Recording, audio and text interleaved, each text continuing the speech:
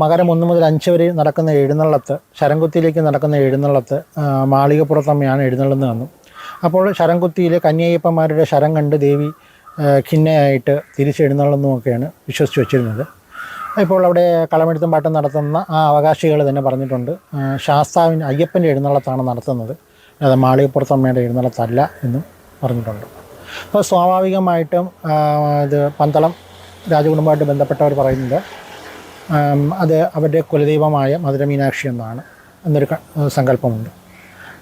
മുൻകാലത്ത് അവിടെ ശബരിമലയിൽ മാളികപ്പുറത്തമ്മ എന്ന സങ്കല്പത്തിൽ പ്രതിഷ്ഠിച്ചിരുന്നത് ഒരു പീഠമായിരുന്നു.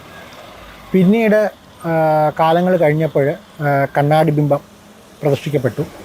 ഇപ്പോൾ ആ കണ്ണാടി ബിംബത്തിൽ അങ്കി, ഗോളക പ്രതിഷ്ഠിക്കപ്പെട്ടു. ആ ഗോളകയിൽ ശംഖും ചക്രം അഭയം ഭരതത്തോടു കൂടി നിൽക്കുന്ന ദുർഗയാണ് ഇപ്പോൾ അവിടെ ആരാധിച്ച് വരുന്നത്. എന്നാൽ